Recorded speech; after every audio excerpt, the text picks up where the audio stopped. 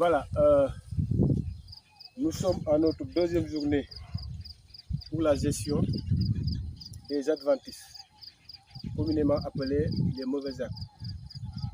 C'est des adventices qui sont nuisibles aux cultures d'arachides en phase de maturation. Et aujourd'hui, les adventices qui ont été identifiés, il s'agit donc de Hibiscus asper, communément appelé le bissap. Nous avons également le Commelina bengalensis. Nous avons également les espèces du genre Spermacos. Il y a le Spermacos stachydea, le Spermacos caetocephala qui ont été identifiés. Il y a aussi le Mithracarpus villosus, mais aussi d'autres espèces de la famille des Cucurbitacées qui se développent rapidement. Donc ces adventices-là sont nuisibles aux cultures en phase de maturation parce qu'ils se développent rapidement en fin de saison. Pour concurrencer les cultures d'arachides et limiter tout simplement le cycle de développement des arachides en cette phase de maturation.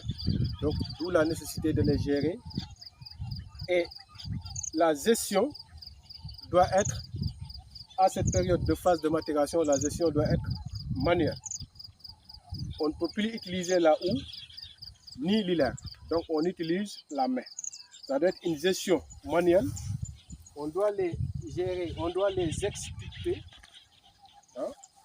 doucement et délicatement pour ne pas trop déranger les cultures d'arachides qui sont, les gousses surtout d'arachides qui sont en phase de formation et de maturation.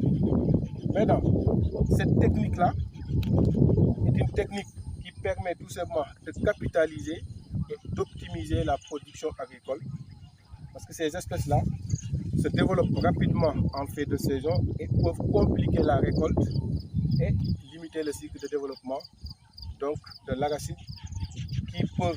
les cultures vont se sécher rapidement, libérer les feuilles et les gousses sous le sol, ce qui entraîne une perte énorme en matière de production agricole. Donc, d'où la nécessité de les gérer en cette phase de maturation. C'est des adventices qui ont été gérés en début, en milieu de saison. Mais toujours est-il qu'en phase de maturation, ils persistent. Ils persistent pour concurrencer et limiter très rapidement le cycle de développement des cultures d'arachides. Donc là, d'où la nécessité de les gérer pour optimiser la production agricole. Donc, chers paysans,